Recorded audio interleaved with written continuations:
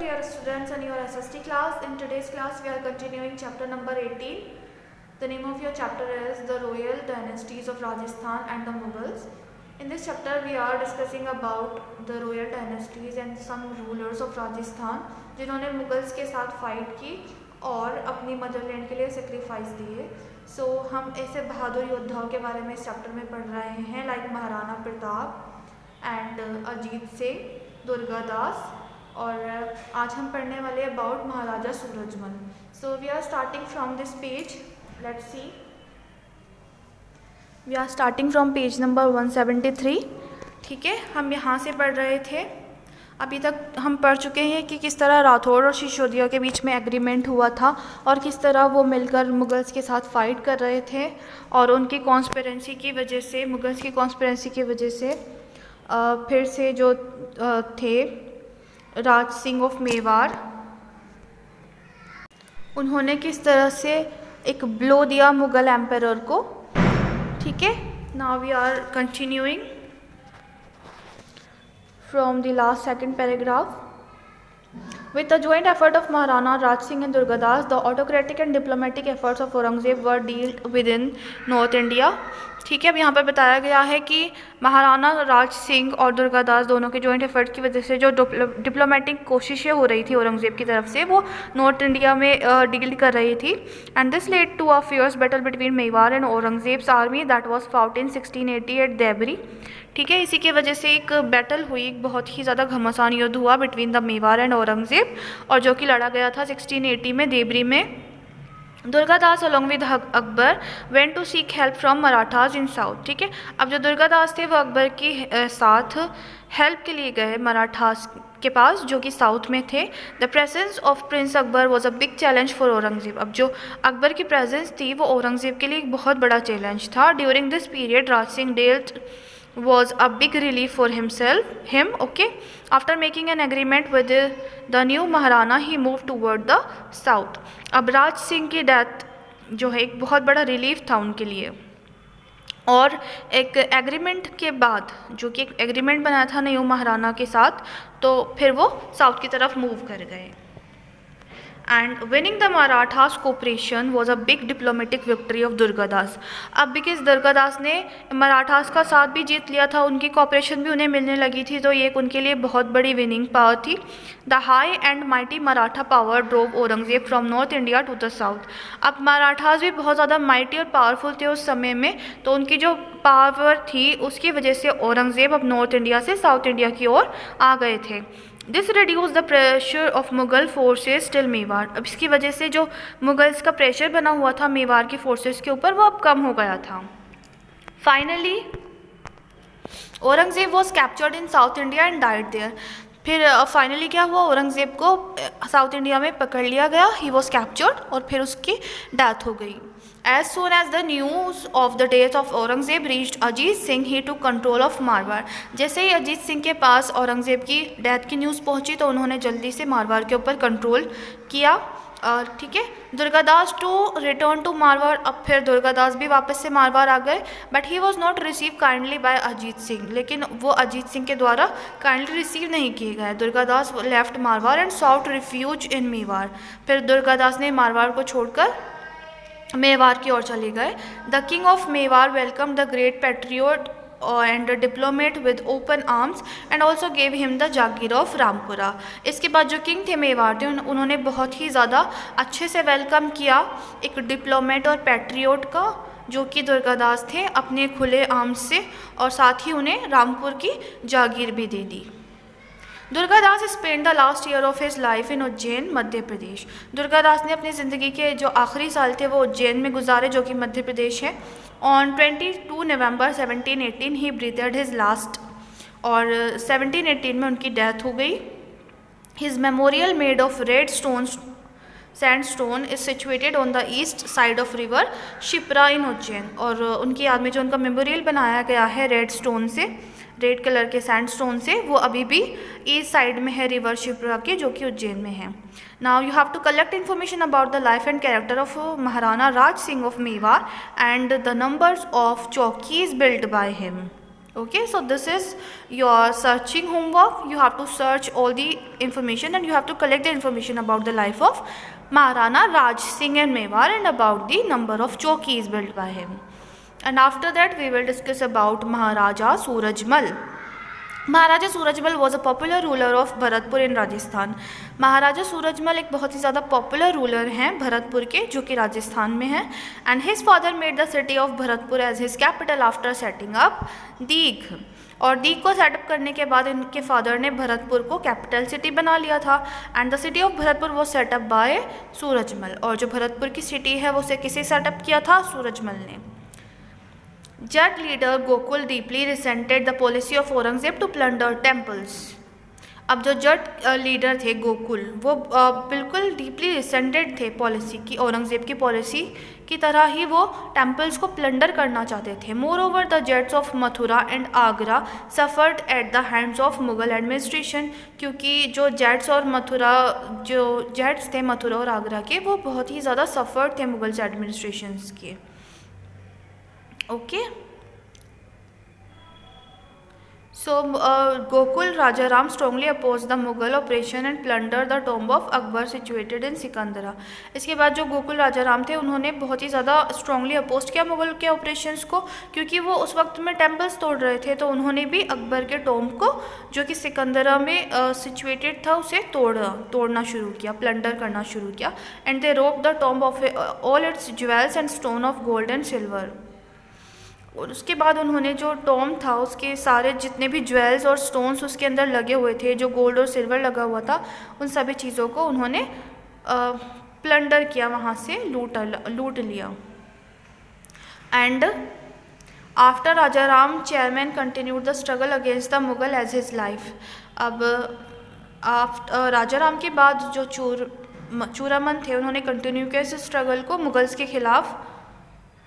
And after the death of the king Jai Singh of Jaipur, there was confusion as to who would ascend.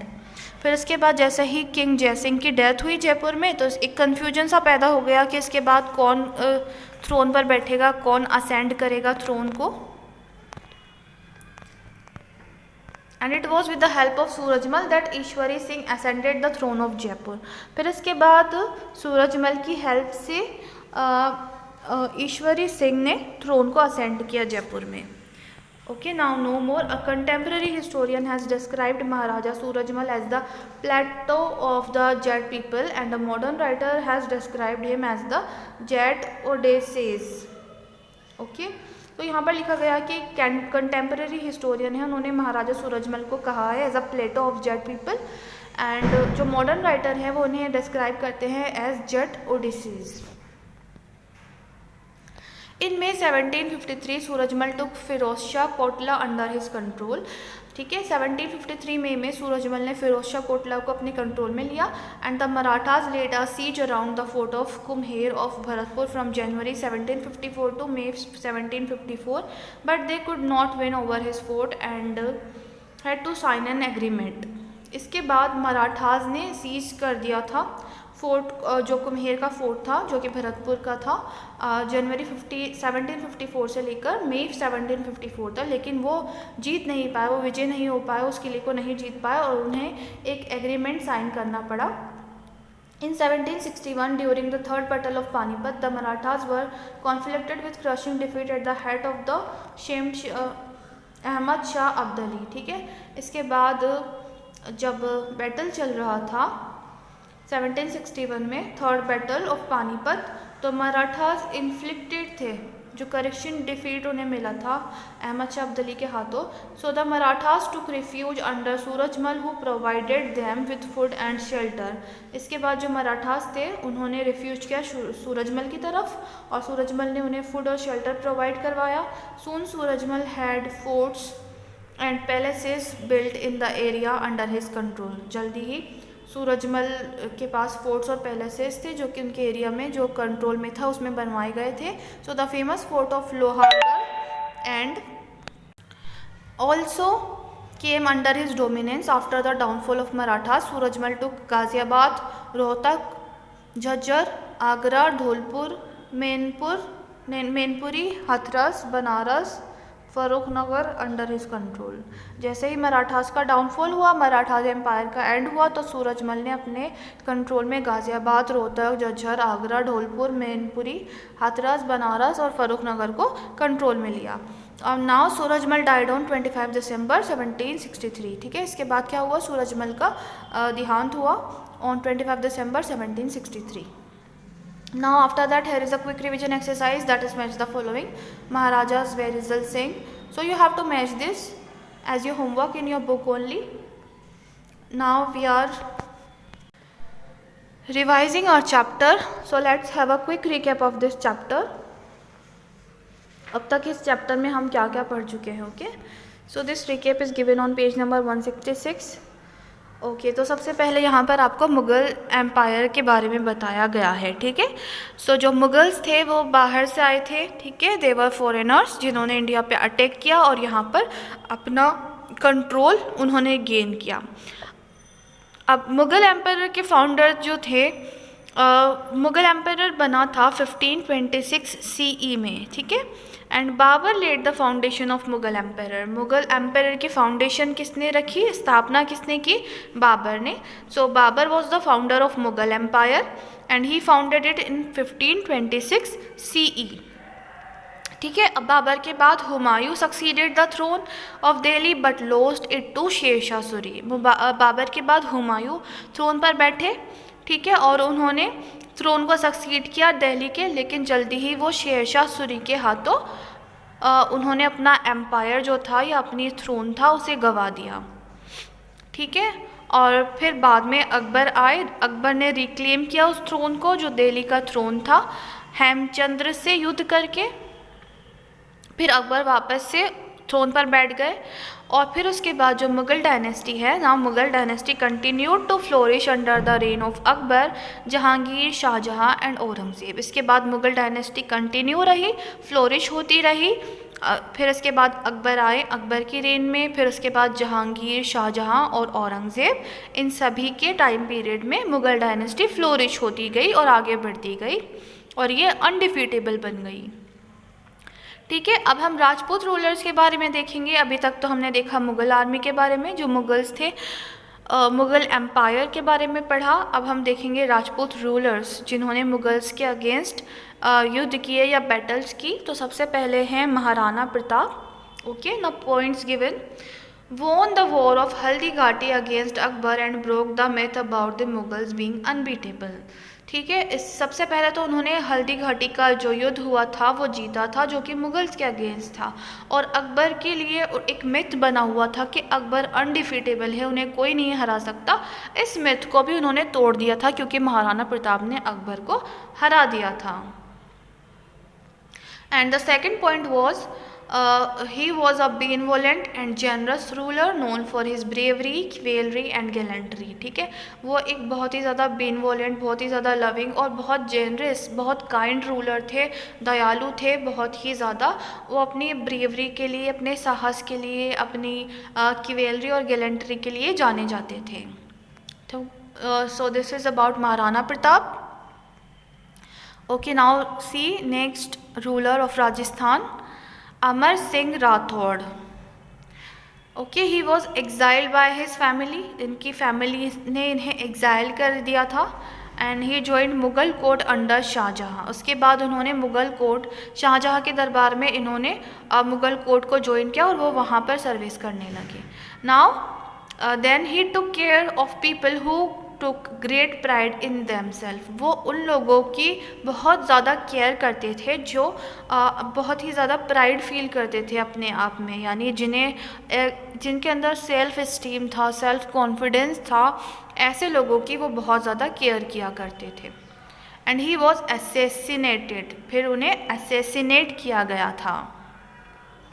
And after that Durgadas Rathore.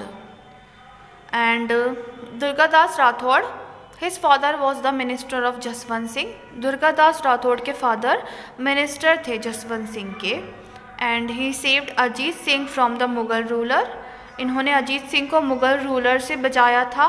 And Aurangzeb and reduce pressure of Mughal forces on Mewar. इसके बाद इन्होंने औरंगज़ेब का जो pressure बना हुआ था Mughal forces के ऊपर, इसे भी रिड्यूस करने में हेल्प की थी। फिर इसके बाद है महाराजा सूरजमल। ठीक है, तो महाराजा सूरजमल के बारे में हम पढ़ेंगे। And the first point is ruler of Bharatpur. Okay, Maharaja Surajmal Bharatpur के किंग थे, वहाँ के रूलर थे।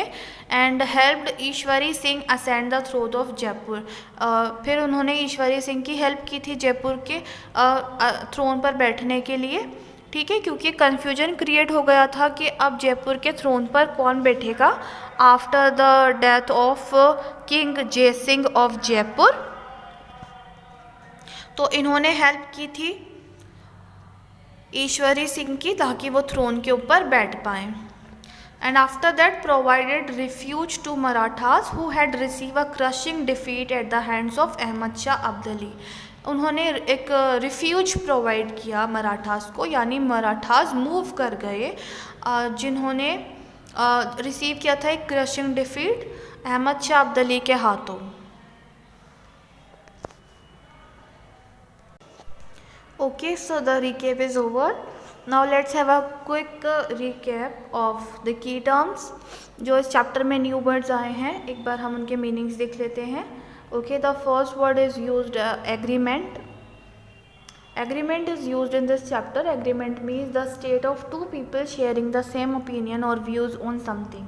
यानी ऐसी स्टेट या ऐसी कंडीशन सिचुएशन जब दो लोग अपने व्यूज़ को, अपने सेम व्यूज़ या ओपिनियन को शेयर कर रहे हों किसी चीज़ के ऊपर कि हाँ ये चीज़ सही है, और दोनों ही उस चीज़ के ऊपर एग्री करते हैं। Second word is debarred. Debarred means officially prevented someone from doing something. किसी इंसान को कुछ करने से ऑफिशियली रोकना। Diplomatic means related to managing relation between two countries or kingdom without excessive measures such as war. Diplomatic का मतलब होता है मैनेज करना रिलेशंस को between two countries, या फिर दो राज्यों के बीच में रिलेशन को मैनेज करना बिना किसी एक्सेसिव मेजर के, जैसे कि वॉर्स, यानी बिना वॉर्स के बातों ही में सब कुछ सॉर्ट आउट कर लेना, सब सुलझा लेना। And disintegration means the process of breaking into smaller parts. जब छोटे छोटे टुकड़ों में डिवाइड कर देते हैं किसी राज्य को या किसी भी चीज़ को, that is called disintegration. And gallantry means courage, specially the one shown in battle. ठीक है, गैलेंट्री किसे कहते हैं? करेज को कहते हैं, साहस को कहते हैं, हिम्मत को कहते हैं, स्पेशली जो बैटल्स में यानी युद्ध में दिखाई जाती है, इस तरह की करेज को कहते हैं gallantry. Kids, you have to learn all these word meaning and you have to do all the quick revision exercises of this chapter in your book, and also you have to do the extra exercises that is given on page number 174 and 175. Exercise 8, tick write the correct answer. Exercise B, fill in the blanks, and exercise C, true and false in your book only. And you have to do exercise D and E, that is very short answer question and short answer question in your notebook. ठीक है, and you just have to tick in your book long answer question. You don't need to do this in your notebook. And after that, here is activity given on page number 175. On a chart paper, along with the help of map and pictures, show the important events that took place during the conflict of the royal dynasties of Rajasthan and the Mughals. Also collect the paste pictures of monuments built during that time period which still exist in today's world. ठीक है, एक chart paper के ऊपर आपको maps और pictures की help से show करना है जो इम्पोर्टेंट इवेंट्स हुए हैं, वो जगह शो करनी है कि कहाँ कहाँ पर कौन सी घटनाएं घटी है जब कॉन्फ्लिक्ट हुआ था between royal dynasties of Rajasthan and Mughals. ठीक है, तो वो जगह, वो इवेंट्स आपको शो करने हैं मैप के ऊपर. साथ ही आपको कलेक्ट करनी है और पेस्ट करनी है पिक्चर्स उन मोन्यूमेंट्स की जो कि उस दौरान बनाए गए थे, उस टाइम पीरियड में बनवाए गए थे. उन मोन्यूमेंट्स की पिक्चर भी आपको पेस्ट करनी है और जो अभी भी वर्ल्ड के अंदर मौजूद है. ठीक है, जैसे कि tomb of Humayun and etcetera, इस तरह के मोन्यूमेंट्स की पिक्चर आपको पेस्ट करनी है on a chart paper. So do your work on time, keep learning and reading. Also learn all the question answers, very short and short question answers. And goodbye everyone. We will meet in next class with new chapter.